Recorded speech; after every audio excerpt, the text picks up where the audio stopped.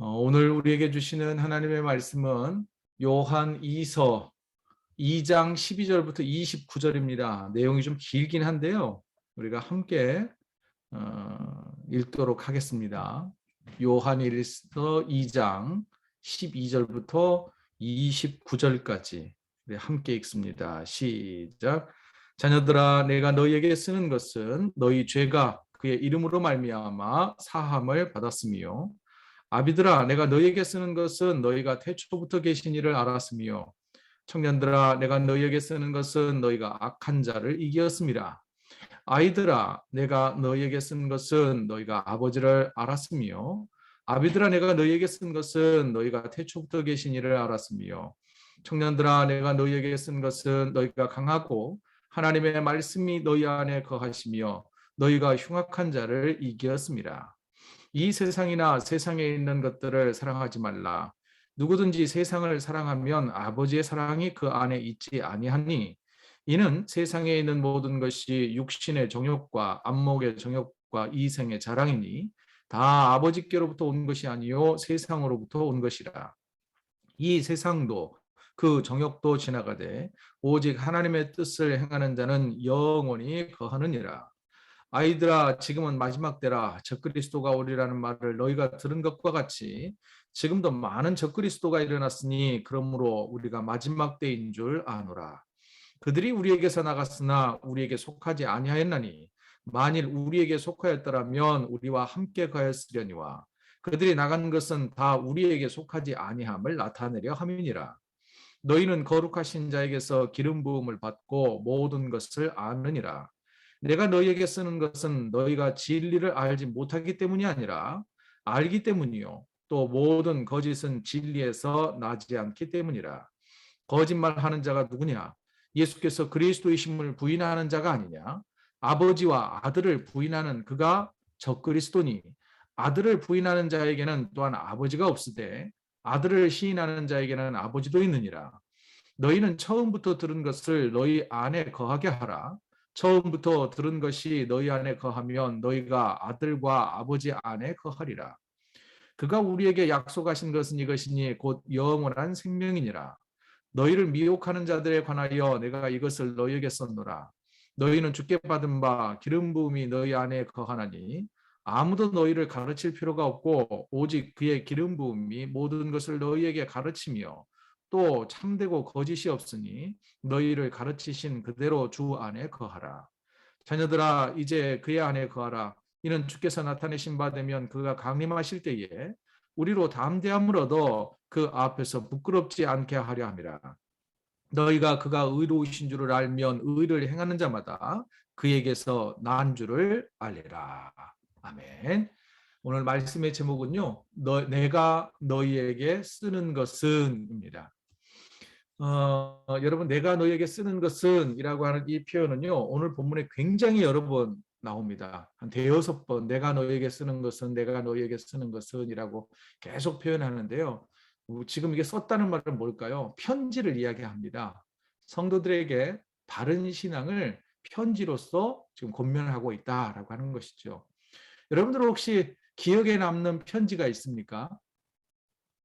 뭐 요즘에는 손편지 받아보기가 참 극히 드뭅니다만은 제가 1993년 12월에 군에 입대를 했는데요.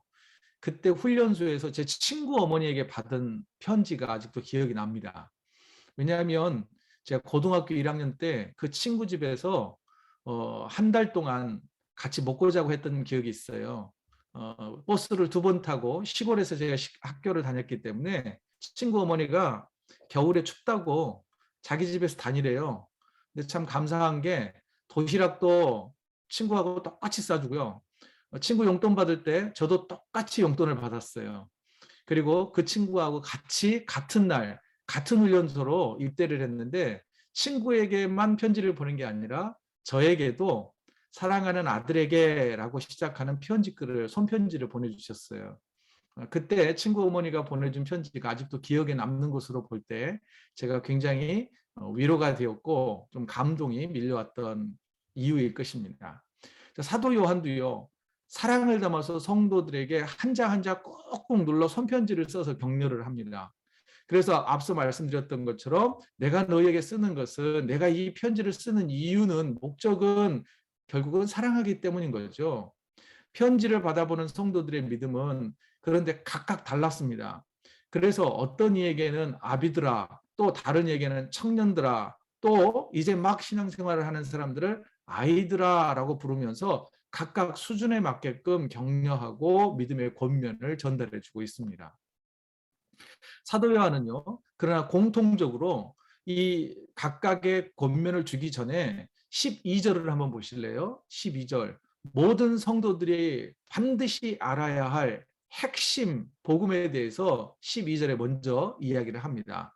자녀들아, 내가 너희에게 쓰는 것은 너희 죄가 그의 이름으로 말미암아 사함을 받았으며. 결국 뭘까요? 이 말이 모든 성도들은 먼저 믿었던, 이제 막 갓 신앙생활을 시작했던 모든 성도들은 예수 그리스도의 이름으로, 예수 그리스도의 십자가의 보혈의 은혜로, 공로로 죄 사함을 받았다라고 하는 이 믿음이 확고해야 된다라고 하는 것을 강조해 주고 있습니다.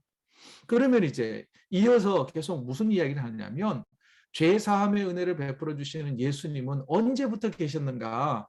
영원 전부터 하나님과 함께 가셔서 창조하신 그 창조주이시다라고 하는 것을 성도들을, 여러분들이 이미 알고 있다라고 강조해요. 새로운 게 아니라는 거예요. 믿기 시작한 여러분들은 이미 알고 있습니다.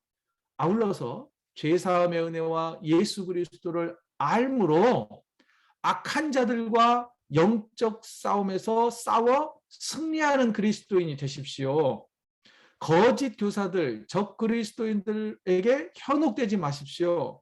이미 알고 있는 바른 믿음을 꾸준히 유지해 가서 주님 오시는 그날 부끄러움 없이 하나님 나라에 들어가는 영생을 누리시기 바랍니다. 라고 하는 내용이 지금 쭉 이어지고 있습니다. 그러면서 이제 복음의 핵심에 대해서 강조한 다음에 15절부터서는요. 자, 그러면 이제 예수 그리스도의 은혜로, 예수 십자가의 공로로 구원받은 그리스도인들은 어떤 삶을 살아야 하는지, 이론과 실천편에 대해서 이제 다시 강조를 합니다. 본문 15절 같이 한번 읽어보죠. 시작. 이 세상이나 세상에 있는 것들을 사랑하지 말라. 누구든지 세상을 사랑하면 아버지의 사랑이 그 안에 있지 아니하니. 자, 이제 확고한 믿음을 이미 알고 있어요. 예수 그리스도가 구세주라는 것을 알고 있는 성도들에게 첫째, 성도로서 세상을 사랑하지 마십시오라는 권면을 주고 있습니다. 여기서 말하는, 사도 요한이 말하는 세상이란 우리가 흔히 말하는 일반적인 모든 세상, 우리가 살고 숨쉬고 생활하는 그 모든 세상을 포함하기도 하지만 그 세상을 말하지 않고요. 모든 세상을 다 떠나서 살아야 된다, 이건 아니죠. 그렇다면 저 수도원으로 들어가야 되겠죠. 지금 여기에서 말하는 세상이란 하나님을 대적하는 죄악된 세상을 이야기하고 있습니다. 그리스도인들은 죄악된 세상을 사랑해서는 안 된다라고 이야기합니다. 왜냐하면 죄악된 세상에는 어떤 것들이 가득하기 때문이냐면 16절을 보죠. 16절 같이 읽어요. 시작. 이는 세상에 있는 모든 것이 육신의 정욕과 안목의 정욕과 이생의 자랑이니 다 아버지께로부터 온 것이 아니요 세상으로부터 온 것이라. 자, 죄로 가득한 세상에는 육신의 정욕, 안목의 정욕, 이생의 자랑이 가득하기 때문이다라고 이야기합니다. 그러니 세상을 사랑하지 말라는 거예요. 그럼 육신의 정욕, 안목의 정욕, 이생의 자랑이란 뭘까요? 아주 간단해요. 몸과 눈을 즐겁게 하는 것을 사랑하지 말라는 거예요. 이생의 자랑이란 뭘까요? 누군가에게 뽐내고 자랑하는 것을 추구하는 세속적 가치관과 욕망을 따르지 말아야 한다라고 이야기를 합니다. 왜냐하면 세상에는요, 우리의 눈과 몸을 즐겁게 하고 자랑거리들이 너무나 많기 때문에요.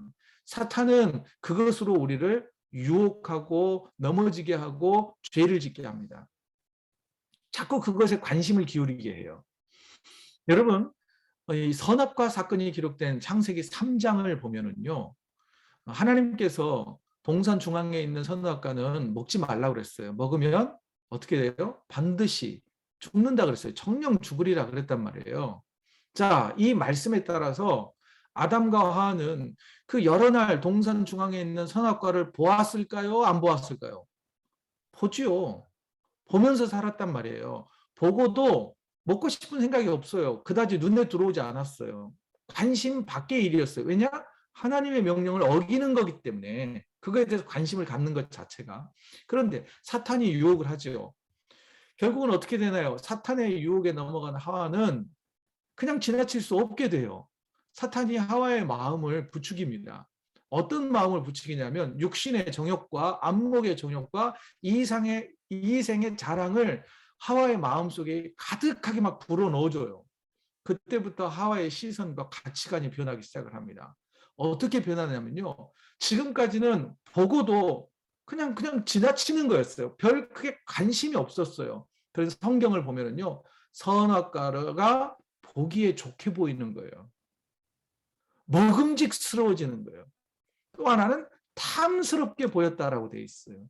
여러분, 보기에 좋고 먹음직스럽고 탐스럽다. 이거는 바로 사도 요한이 말한 육신의 정욕과 안목의 정욕과 이생의 자랑이라는 것입니다. 결국은 어떻게 되나요? 선악과를 먹으면 어떻게 된다고 또 유혹하나요? 하나님과 같이 될 수 있다라고 유혹합니다. 이게 바로 이생의 자랑이 아닐까요? 힘을 갖게 된다는 거예요. 세상에서 그 누구보다 막강한 파워를 가지게 된다는 거죠. 결국 하와는 이 유혹에 넘어갑니다. 하와만 그냥 넘어지는 게 아니에요. 죄 짓고 끝나는 게 아닙니다. 아담까지 끌어들여서 죄를 짓게 하잖아요. 그 죄의 본성이라고 하는 게요. 점점 이웃에게 번져가요. 그리고 이게 확대 재생산됩니다. 나중에 어떻게 되나요? 아담과 하와의 죄는 그의 자식들에게 가서는 살인사건으로 나타납니다. 점점 그 강도가 세진단 말이에요. 지금 결국은 어떻게 돼요? 죄로 인해서 사람은 죽을 수밖에 없는 존재가 되고 만 거예요.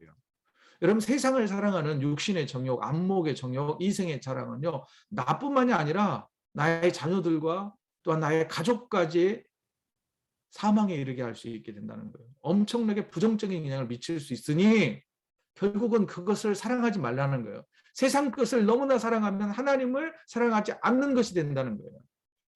또 하나 여러분 우리가 얼마나 욕심이 많은지요. 그리고 얼마나 소유욕이 많은지요. 1986년에요. 필리핀 마르코스 정권이 무너졌을 때 일입니다. 그의 부인 이멜다라고 하는 사람이 그의 집에 무려 3,000켤레의 구두를 보유하고 있었다라고 하는 거 혹시 들어보셨나요? 그래서 세상을 놀라게 했어요. 그녀의 탐욕이 얼마나 끝이 없었는지. 여러분 한 번도 신지 않는 신발이 얼마나 많았을까요? 3,000켤레면. 눈에 보이는 대로 욕심대로 갖고 싶은 욕망대로 막 가져다가 놓은 거 아니에요. 결국은 그 돈은 누구예요? 백성들의 피땀 어린 것들을 빼앗아다가 내 욕심을 채운 거 아닙니까? 세상의 권력이란 이처럼 비정합니다. 욕심이란 끝이 없어요. 뭐 이멜다만 신발장에 신발이 많은 건 아니죠. 사실은 우리의 신발장을 한번 딱 열어보면 뭐 신지 않는 신발도 얼마나 많습니까? 옷장을 열어보면 사실은 입지 않는 옷들이 얼마나 켜켜이 쌓여 있습니까? 어찌 보면 우리도 이 이생의 자랑과 안목의 정욕, 육신의 정욕 여기에서부터 자유로울 수 있는 사람은 그리 많지는 않을 것입니다. 여러분 사도 요한은 이야기를 합니다. 그리스도인이라면 세상의 것들을 너무 과도하게 추구하는 욕망을 따라 살지 말라라고 이야기를 합니다. 이어지는 17절입니다. 같이 읽어보죠. 17절 시작. 이 세상도 그 정욕도 지나가되 오직 하나님의 뜻을 행하는 자는 영원히 거하느니라. 제 아무리 좋은 것도요. 10년은 못 가는 것 같아요. 제가 보니까. 여러분 보세요. 이 작은 차를 소형차를 사든 굉장히 고퀄리티의 자동차를 사든 거의 10년, 20년 지나면요. 결국은 그건 녹슬고 결국은 이제 버릴 수밖에 없는 상태에 지나게 된다는 거예요. 이 세상에 그 어떤 것도 1000년 이상 가는 건 많지 않은 것 같아요. 여러분 물건 우리가 욕심내는 것 영원하지 않습니다. 하나님의 뜻을 행하는 자는 영원히 거하게 된다는 것 기억하십시오. 하나님의 뜻을 쫓아 사는 자가 되고 세상의 뜻과 욕망을 쫓아 사는 자가 되지 말아야 한다라고 하는 이 사도 요한의 권면 우리가 가슴에 새기기를 원합니다. 두 번째는 뭐냐면요. 그리스도인 여러분, 거짓 복음을 분별하십시오라는 권면을 줍니다. 자, 22절이에요. 22절 다 같이 읽습니다. 시작. 거짓말하는 자가 누구냐? 예수께서 그리스도이심을 부인하는 자가 아니냐? 아버지와 아들을 부인하는 그가 적그리스도니라고 표현합니다. 사도 요한은 마지막 때가 되면 거짓 복음을 전하는 적그리스도가 나타날 거다라고 경고를 했습니다. 그런데 아니나 다를까 당시 교회에는 예수님이 그리스도이심을 부인하는 사람들, 예수님의 신성과 인성을 부인하는 사람들이 나타나기 시작을 했어요. 여러분, 적그리스도가 전하는 거짓 복음은 뭘까요? 예수께서 그리스도인 것, 우리의 구원자가 되신 것을 거부합니다. 또한 하나님의 아들 되심도 부정을 해요. 예수님의 신성을 인정하지 않습니다. 하나님께서 아들 예수님을 통해 자신을 계시해 주셨잖아요. 그리고 자신을 대신해서 이 땅에 보내셔서 십자가에 달려 죽게 하심으로 우리를 죄에서부터 구원해 주셨잖아요. 그런데 이것을 부정하는 거예요. 십자가 사건 자체를 부정하는 거예요. 예수님의 대속의 죽으심을 부정하는 사람은 믿음이 없는 거나 마찬가지거든요. 예수를 부인한다. 그러면 결국은 하나님을 부정하게 되는 것입니다. 그런데 당시 영지주의라고 하는 이단들, 또한 초기 세렌투스주의 이런 사람들은요, 바로 이처럼 거짓 복음을 전했다는 거예요. 다른 복음이 아니라 왜곡된 복음, 잘못된 복음, 변형된 복음에 사람들이 유혹되었단 말이죠. 그런데 여러분, 이렇게 적그리스도라고 표현되는 사람들, 거짓된 잘못된 복음 또는 유사복음을 전하는 사람들이 누구냐면요, 사도 요한은 이렇게 이야기합니다. 그들이 교회 공동체에 속해 있다가 떠난 사람들이래요. 다른 데서 온 사람들이 아니에요. 교회 공동체에 있다가 그들이 다른 마음, 다른 해석을 품고 교회 밖으로 나아가서 교회를 공격하는 사람들이 곧 적그리스도라는 거예요. 여러분, 우리도 마찬가지일 수 있어요. 오늘날도 마찬가지일 수 있어요. 교회에 출석한다고 모두 다 바른 신앙을 갖고 있는 건 아닙니다. 옳고 그름을 분별할 수 있어야 되는데 그것을 분별하지 못하는 성도들이 생각보다 많아요. 여러분, 교회 공동체 안에요, 이단들이 숨어와 있는 경우도 굉장히 많습니다. 그런데 굉장히 그 부분들을 이렇게 골라내기가 어려워요. 왜냐하면 누구보다 성경을 잘 아는 것처럼 보이거든요. 그런데 자기 마음대로 해석을 해요. 자기 멋대로 해석을 하는 경우가 많이 있단 말입니다. 사도 바울도요. 그래서 오늘 본문에 보면 너희가 알았다, 이미 알고 있다라고 하는 표현을 굉장히 또 여러 번 반복을 합니다. 이미 알고 있는 대로 결국은 뭐예요? 누구를 통해서 알게 된 거예요? 사도 요한을 통해서 복음을 전해 받은 거예요. 사도들이 전해준 복음 또는 예수 그리스도께서 전해주신 복음, 이미 알고 있는 복음 외에 다른 것에 자꾸 기웃기웃하지 말라는 거예요. 또 하나 여러분, 여기에서 말하는 안다라고 하는 표현은요, 지정의를 통한 알입니다. 알미란 그냥 알아지는 게 아니잖아요. 시간과 노력과 에너지가 필요해요. 누군가를 알아갈 때에도 교제하고 오랫동안 관계를 맺는 일이 쉬운 일은 아니잖아요. 그리고 우리가 누군가를 잘 아는 것 같지만 사실은 잘 모르는 경우가 많습니다. 왜 우리가 그러잖아요. 같이 한 집안에서 사는 가족과 남편과 부부도 서로를 잘 모르겠다라고 하는 경우가 굉장히 많잖아요. 그뿐만 아니라 우리가 하나님을 잘 아는 것 같고 예수님에 대해서 잘 아는 것 같지만 실상은 잘 모르는 경우가 굉장히 많습니다. 여러분, 그러면 진짜와 거짓을 구별하려면 무엇을 알아야 될까요? 거짓을 더 잘 알아야 될까요? 진짜를 더 잘 알아야 될까요? TV 프로그램을 보니까요, 왜 이런 거 있잖아요. 생활의 달인 뭐 이런 프로그램이 있었어요.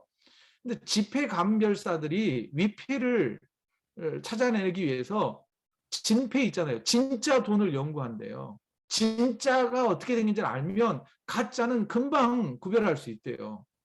또 한 프로그램 보니까 그 명품 있잖아요. 뭐 이렇게 비싼 가방이나 아니면 진짜 명품들, 이 명품을 수선하는 수선공하는 이야기가 이렇게 이야기해요. 손으로만 만져봐도 안 돼요. 재봉틀 실의 두께와 종류만 봐도 안 돼요. 박음질의 간격만 봐도 진품인지 가품인지 모조품인지 안다는 거예요. 그래서 이게 보니까 진짜 그 사람이 달인인지 아닌지 평가를 해보려고요. 진짜와 가짜 가방을 쫙 걸어놓고 쓱 지나가게 합니다. 쓱 지나가면서 멀리 떨어져서 눈으로만 보게 해요. 그런데 대단한 거 있죠. 한 2, 3m 떨어진 곳에서 쓱 지나가면서 보는데도 진짜와 가짜를 구별해내더라는 거예요. 이유는 뭐예요? 진짜를 그 누구보다 잘 알고 있었기 때문에 가짜를 구별해내는 것입니다.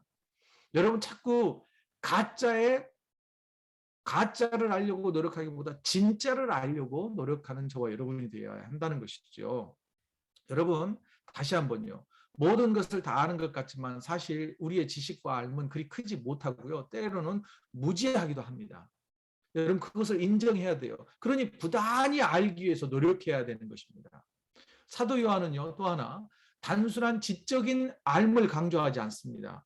앞에서 우리가 요한 1장에서 사귐이라고 하는 단어, 하나님과의 사귐, 예수 그리스도의 사귐, 여러분 사귐이라는 건 뭐예요?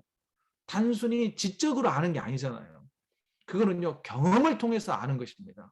그렇게 깊은 사귐을 통해서 하나님을 아는 지식과 예수님을 아는 지식이 옳다고 인정하며 그 알을 유지하라고 권면하고 있습니다. 여러분, 적그리스도가 전하는 거짓 복음에 현혹되지 마십시오. 너무 성경을 마치 이렇다 저렇다 막 분해하고 모든 일반 교회를 부정하는 그런 성경 공부라든지 그런 모임에 조심하시기 바랍니다. 여러분 사도 요한은 우리에게 말합니다. 진짜를 잘 알아야 거짓에 현혹되지 않습니다. 이 권면을 우리가 가슴에 새기기를 원합니다. 세 번째는 뭐냐면요. 27절이에요. 마지막입니다. 같이 읽어봐요. 시작. 너희는 주께 받은 바 기름 부음이 너희 안에 거하나니 아무도 너희를 가르칠 필요가 없고 오직 그의 기름 부음이 모든 것을 너희에게 가르치며 또 참되고 거짓이 없으니 너희를 가르치신 그대로 주 안에 거하라. 이 표현은 뭘까요? 하나님의 자녀들은 성령의 가르침을 따라 주 안에 거해야 한다는 거예요. 여러분 여기에서 가르치다라는 표현이 또 여러 번 나오잖아요. 27절에도 보면 가르치다라는 표현이 3번 나와요. 그럼 여러분 가르치는 사역은 주가 누가 할까요? 성령님이 하세요. 물론 예수님도 가르치셨지만 예수님이 승천하신 이후에 사도 요한의 기록에 가면 보혜사 성령님 우리에게 오셔서 우리를 가르쳐 주시고 우리를 돌보시는 성령님을 이렇게 표현합니다. 보혜사 곧 아버지께서 내 이름으로 보내실 성령 그가 너희에게 모든 것을 뭐 하신다고요? 가르치시고 내가 너희에게 말한 모든 것을 생각나게 하시리라. 여러분 여기에서는요. 성령님의 역할은 가르치시고 생각나고 깨닫게 하고 믿게 하는 거예요. 그래서 이렇게 표현을 합니다. 장로교 신앙은 이런 거예요. 우리의 믿음이란 성령께서 믿게 해주시는 거예요. 믿음을 불어넣어 주실 때 우리는 믿을 수 있다는 거예요.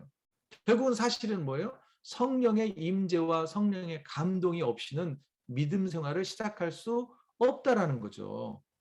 물론 그 감동에 의해서 이제 우리의 열정도 좀 필요합니다. 우리의 열심도 또한 한몫을 해야 되긴 해요.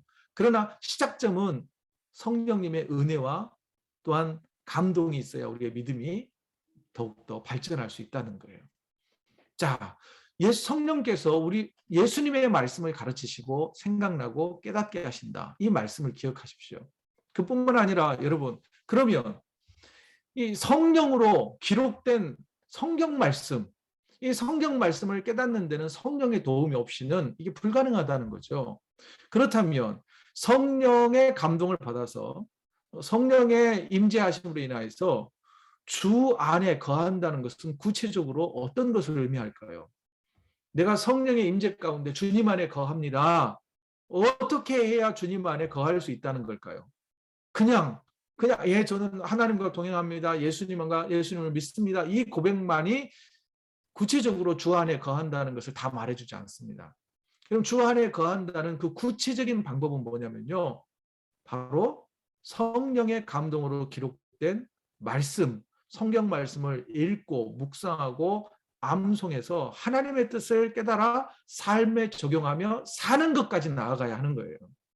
그 기준은 뭐예요? 말씀인 거죠. 성경의 가르침을 따라 살아내는 것. 그것이 바로 내가 주 안에 거하는 것입니다. 자, 사랑하는 성도 여러분, 말씀을 좀 정리해 보겠습니다. 세상의 욕망과 자랑은 영원할까요? 영원하지 않을까요?